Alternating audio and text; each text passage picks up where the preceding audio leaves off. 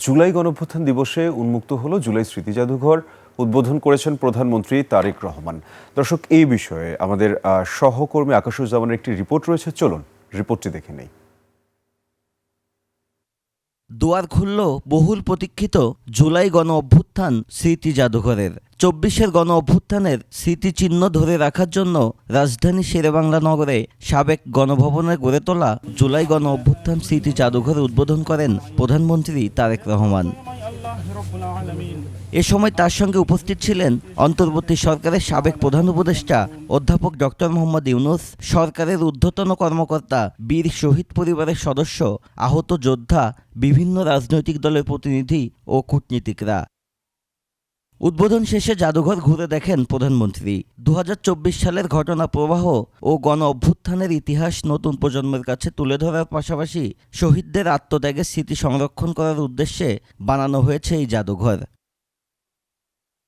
প্রধান অতিথির বক্তব্যে প্রধানমন্ত্রী বলেন, স্বাক্ষরিত জুলাই সনদ বাস্তবায়নের লক্ষ্যে কাজ করছে সরকার। বিভিন্ন রাষ্ট্রীয় প্রতিষ্ঠানের অবকাঠামোর নামকরণ করা হবে জুলাই শহীদদের নামে। বিগত ১৭ বছর এবং জুলাই আন্দোলনে যে মানুষগুলো শহীদ হয়েছেন, গুম খুনের শিকার হয়েছেন, সরকার সিদ্ধান্ত গ্রহণ করেছে তাদের নামে তাদের এলাকায় যে কোনো একটি প্রতিষ্ঠানের নামকরণ করা হবে ইনশাআল্লাহ।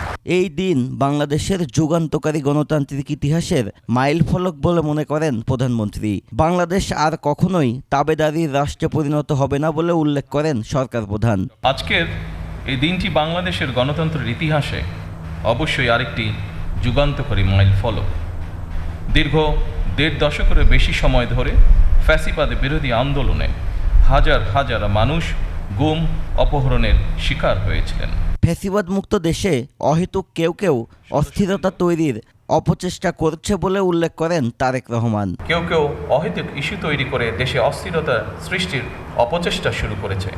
এসব পরিস্থিতি তৈরি করে তারা নিজেদের অজান্তেই পতিত পরাজিত পলাতক স্বৈরাচারের পুনরুত্থানের পথ সুগম করছে কিনা সেটি মনে হয় ভেবে দেখা প্রয়োজন আমাদের। ৬ আগস্ট থেকে এটি সাধারণ দর্শনার্থীদের জন্য উন্মুক্ত করা হবে। আন্দোলনে অংশগ্রহণকারী আকাশুজ্জামান, ২১ টেলিভিশন, ঢাকা।